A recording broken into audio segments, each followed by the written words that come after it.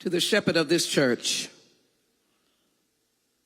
to all of those who are gathered, including our chairman of the Congressional Black Caucus, and who will be the next speaker of this House of Representatives, Hakeem Jeffries,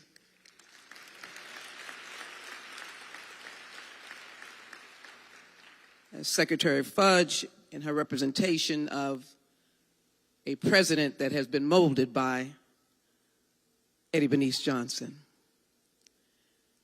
Kirk, to you and this family, to your lovely bride, and the beautiful sons that all of us who know EBJ literally know that we grew up listening to you growing up.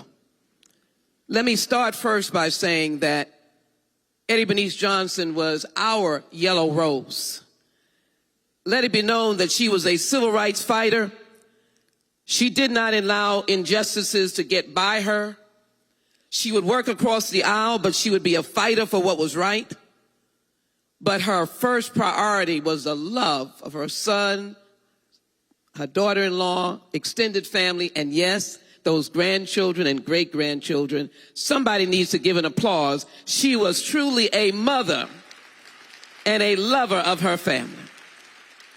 I, too, thank you for allowing me to be able to speak. She was our dean, the dean of the Texas delegation. She was a woman who traveled in the circles of Barbara Jordan and Sarah Weddington. She was a Texas woman. Oh, she loved talking about the country that she came from, out in the country. She loved talking about her sisters and loved talking about the family. She brought Texas to Washington. Didn't let anybody fool you about who she was.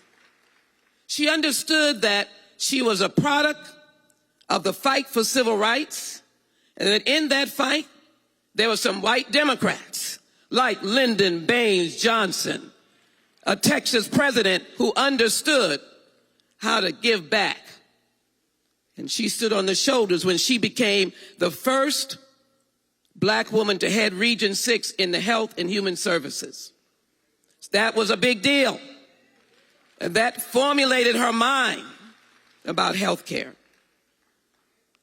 And then she was a mentor to the women in this caucus. She would reach down. She was a mentor's mentor. If you were a mentor, she was going to mentor you. And she was a woman who said what she meant and meant what she said. If you needed a little chastising, please be wary. Don't let your feelings get bad. She was going to let you know it was wrong. I thank you, Chairwoman Eddie Bernice Johnson, for taking a little girl and making her a chair of the CBC breakfast on the ALC. I thank you, Eddie Bernice Johnson, for making that science committee not just a science committee, but the research king of the world. When folks didn't want to do research, you were there standing for it. I thank you, Eddie Bernice Johnson, when vulnerable women, persecuted women, came from places around the world.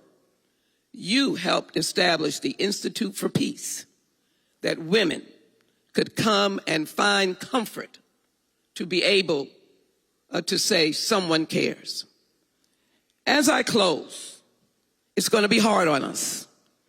We're going to remember, even though she was out of Congress, she was still with us.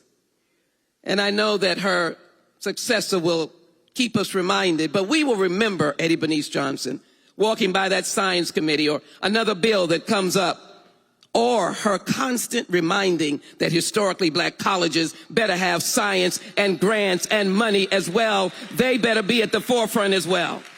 Don't think this wasn't a civil rights queen.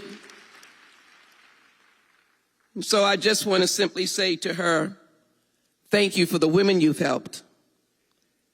Thank you for the presidents of the United States you've helped, because when you stood alongside of Joe Biden, Texas went for Joe Biden in 2020. And thank you, as my good friend quoted our famous words of Shakespeare, thank you for choosing to be a stepping stone in our lives. and never taken for granted friendship and what you meant to us. Kirk, thank you again.